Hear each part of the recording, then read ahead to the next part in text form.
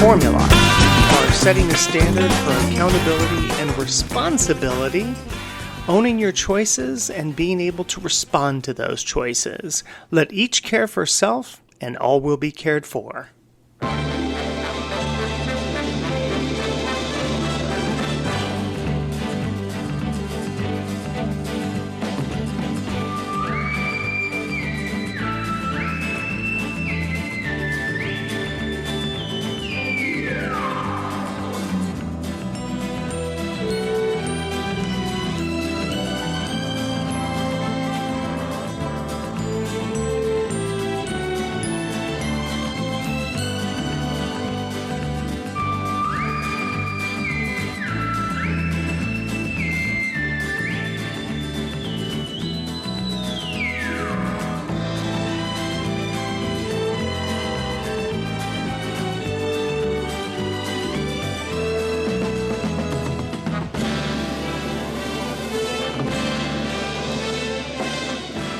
Starring Rock Hudson and Susan St. James as Macmillan and White. The bottom line is simple. Everyone knows there's waste in government and should be cut, but DOGE is using a meat axe, and they're cutting things that are efficient and effective. I was in Albany and Syracuse on Monday talking at community health centers. Many of them have had their funds cut temporarily, some even hasn't been restored yet. And they're the most efficient healthcare providers around. Take AID. Maybe there's some programs they don't like, but most people agree that PEPFAR was extremely effective and cost effective. Most people would want to see us continue our fight in Central Africa against Ebola so it doesn't come here. And so the bottom line is very simple, okay? If you want to make cuts, then you do it through a debate in Congress, not lawlessly by just implementing it. Okay, for you boomers that are out there, you probably recognize that music from the beginning, which was the NBC Sunday night movie. It was always, Columbo or Macmillan and Wife, Heck Ramsey, or... I'm trying to remember what the other one was. They just mentioned it on there. One of them was McLeod. Anyway, so it was just something I thought was kind of funny when I decided that I was going to call this the forensics of rhetoric. That popped into my head. So maybe you got a kick out of it.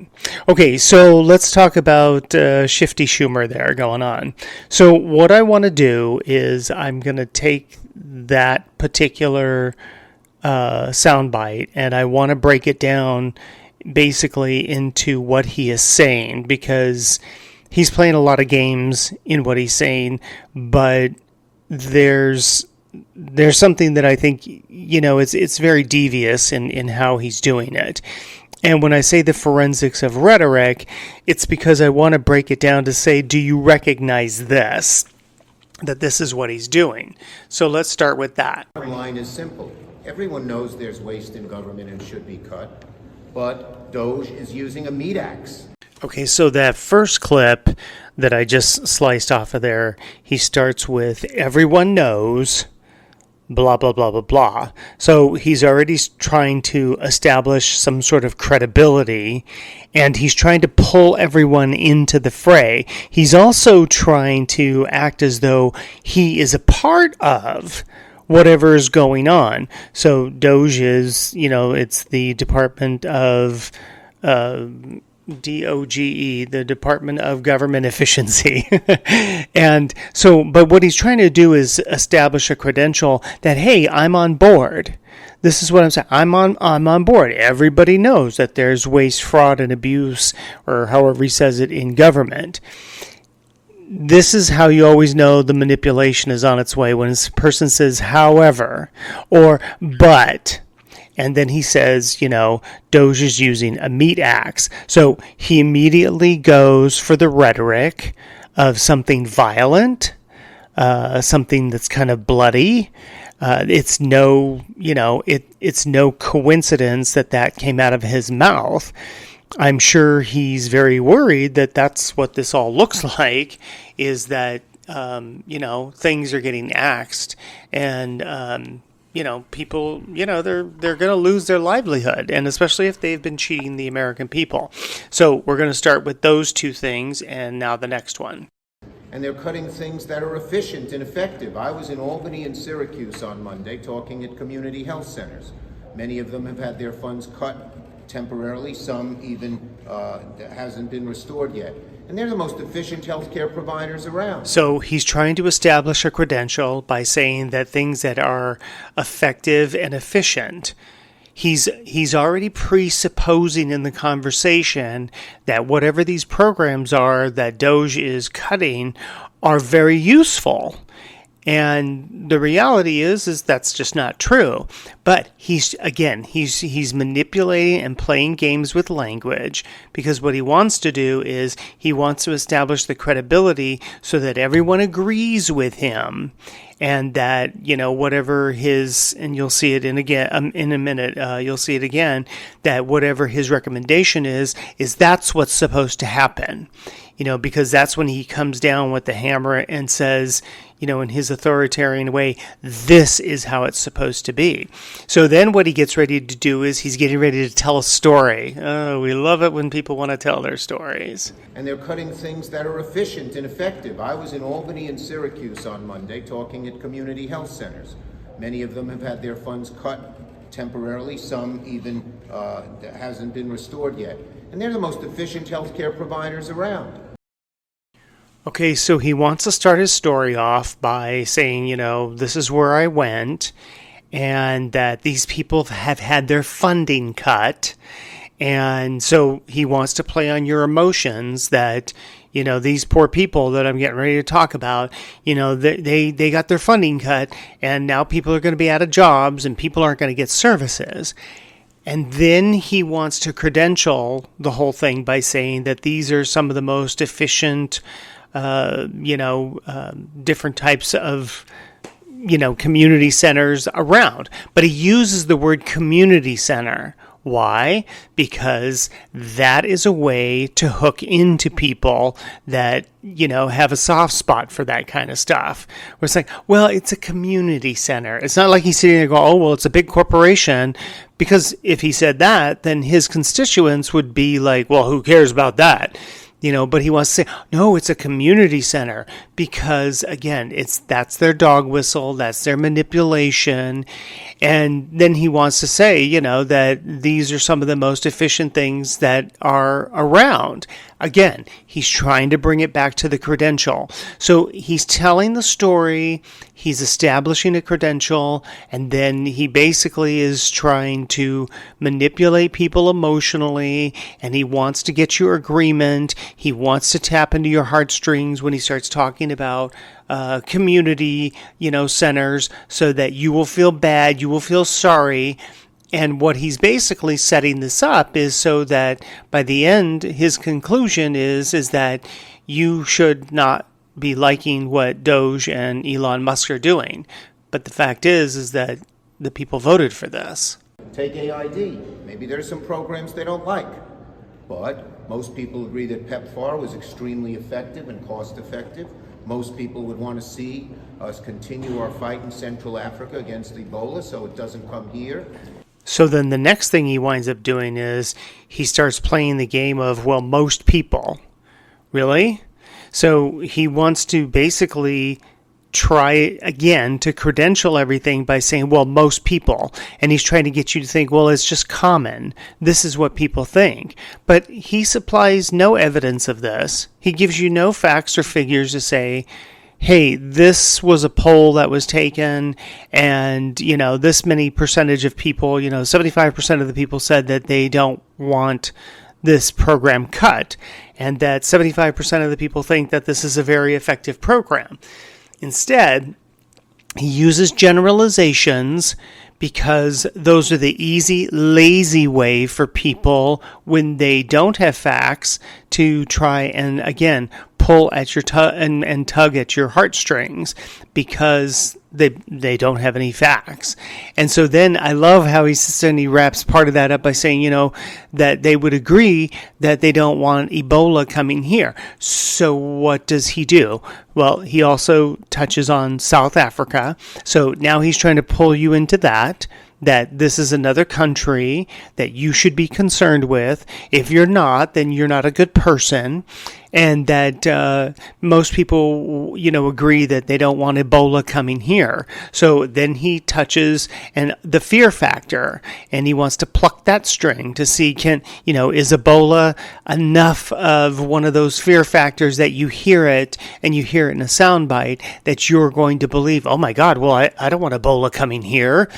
I mean, because that's the way these people think. They think that if I say these things in this manner, I will gaslight people into thinking that there's another pandemic coming or there's another illness coming. And, if you're a person that hasn't taken responsibility of self-care and taking care of yourself, maybe you might be afraid of Ebola. But it's not really something that the general population is exposed to. You can look that up. While there are statistics about Ebola, you can still look it up. I'm not going to quote that for you. This is more about the forensics of the wording and the language.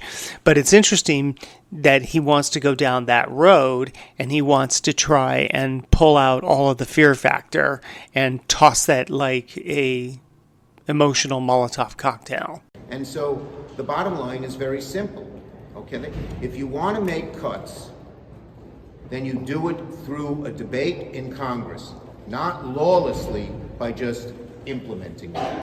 So he starts with a premise and says that this is very simple. He's immediately playing with language, basically saying that anything else above what I'm saying is just going to complicate it. And there's no reason to complicate it because he wants you to buy into whatever his bullshit is. And then he says, it's very simple. If you want to do this, then you have a debate, you come into Congress. Okay, well, those are the very people that have created this problem and who basically, what a lot of people are thinking is they're on the take. That these people corrupted this process, and essentially now, I mean, it's like the weirdest thing. I'm trying to think of an analogy off the top of my head that would be, that would bring it into focus to say, you want him to come to Congress. You created the problem, and now you want him to come to Congress so that you can solve the problem? That makes no sense. It's like you're going to be the detective of a murder investigation that you committed. It's like nobody's going to do that. Why would we turn that over to you? You've already shown lack of responsibility in what you've been doing with the dollars off the backs of the people, with their money and their tax money. And what's interesting about that is it's not just one thing. You're seeing one thing that is being exposed, and then you see a bunch of other things. But what's interesting is every person that's involved, it's not their first time. It's their first time having been exposed, but it's not their first time of doing this kind of graft, fraud, and corruption. So in this particular instance, he's playing a game. He's also trying to pressure the other side. You need to come to Congress. No, that's not. So what's interesting, you work for the people. You do not make demands of me. If I am your employer, I am your boss, you do not make demands of me.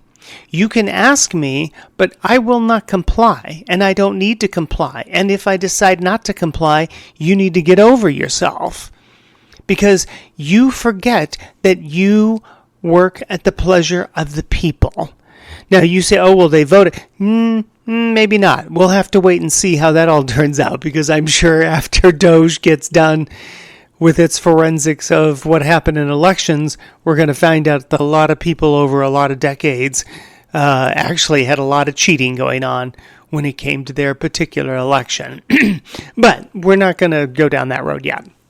But we are looking at this particular situation, and we're listening to him play the game of the demand that you need to come, you need to subjugate, you need to bow to us, you need to bring the receipts to us, and then we'll decide, as though we're some sort of magistrate, some on high, some sort of royalty that we'll bestow upon the people. We'll let you little minions have that. No. That's not how this works. Because if you have fallen into the sense of entitlement, which he has, the way he has, then he is a person that needs to be removed from office. Because when we talked about self-interest before, what is his self-interest in keeping things the status quo? Because there's something going on. Maybe we don't know about it yet, but we will. But there's something going on with what he's doing and how he's involved with it. And how do we know that?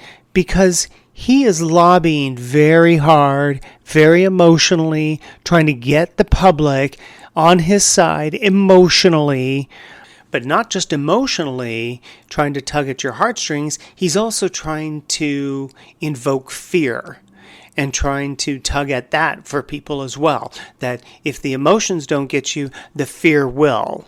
And, that's what happened in COVID, is that a lot of people did a lot of different things that I'm sure some of them regret. I don't care.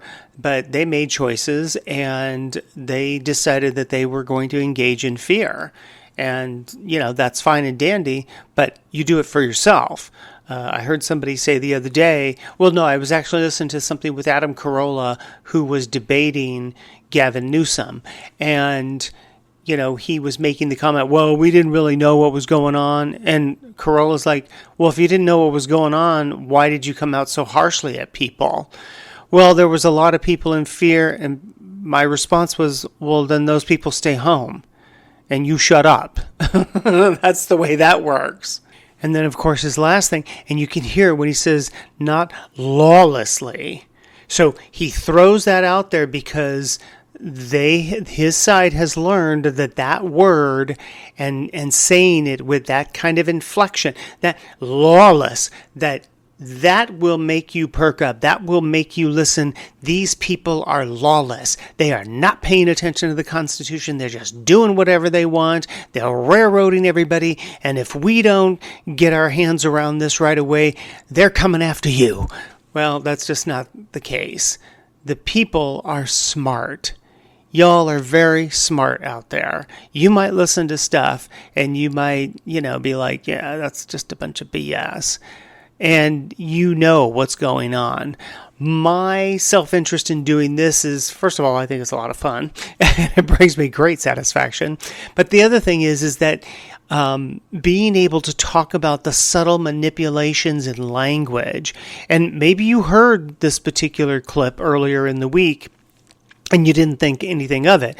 You probably just had a sense for yourself that, you're probably lying. Schumer's lying. Well, because he's talking. He usually is lying. But, I wrote down this note the other day that I thought was super important for me, which had to do with reality. And the fact is that, people, it's in our nature. It's innate within us that we want reality. And it's not something, we can fake. We have a sense when people are snowing us. We know on some level, even though we don't know what the details are, we have a sense, like our spidey senses go up, and we know when somebody's BSing us. And we can't prove it in that moment.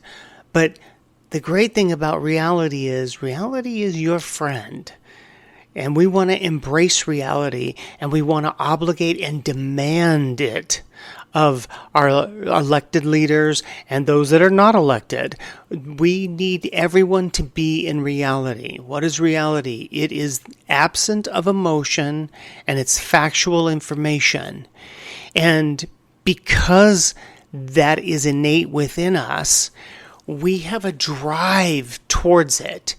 And when people are lying to us the way that government has lied to us, and especially this particular party, we start to get angry. because we're good-natured people. As Americans, we are very good-natured people, and we want to help other people. Even when some people don't have, more to give, they still want to give because it makes them feel good. That's their self-interest, that it brings satisfaction to them to do that. And these people are corrupt, and they have taken advantage of the good nature of Americans and how Americans have extended their generosity of spirit and in hopes that these people will be good stewards with our money. And clearly they are not. One of the last points I want to make is that I thought it was hilarious at the beginning. He says, we all know that government is not efficient or something to that effect. And I think, if you know it, what is it that you've been doing all these decades that you've been there? Clearly not trying to make it more efficient, not trying to save the people's money, not trying to be good stewards with the people's money. Instead, you've just let it ride. I mean, that's a pretty remarkable statement to be making, that everyone knows. Well, if everyone knows, you're supposed to be the one that's in charge of that. That's why people sent you there to oversee it, and you're not doing it. Instead, now you're upset because likely you're on the take, and you're getting something under the table, money's coming back to you, and instead you're freaking out because your gravy train is about to dry up. Okay, so now that we've spent like the last 20 minutes doing this, I'm going to play the clip from the beginning, you thinking about all the things that I've discussed, and see if your perception is different now that we've had this forensic audit, if you will, of his particular statement. The bottom line is simple. Everyone knows there's waste in government and should be cut, but Doge is using a meat axe, and they're cutting things that are efficient and effective. I was in Albany and Syracuse on Monday talking at community health centers. Many of them have had their funds cut temporarily. Some even hasn't been restored yet. And they're the most efficient healthcare providers around. Take AID. Maybe there's some programs they don't like. But most people agree that PEPFAR was extremely effective and cost-effective. Most people would want to see us continue our fight in Central Africa against Ebola so it doesn't come here. And so the bottom line is very simple. Okay? If you want to make cuts, then you do it through a debate in Congress, not lawlessly by just implementing it. If everyone knows it, Senator, the question is, why haven't you been doing anything about it? What a dereliction of duty that you've been elected to this office for decades and you're not fixing it. All right, that is the end of this forensic tour. We'll do another one next weekend. Hey, hit that like button if you would. Share it with your family and friends. You never know how this might help them, might change their path that they're on. All the good links are down below, and I would be grateful if you decided to subscribe to this podcast. Let each care for self, and all will be cared for.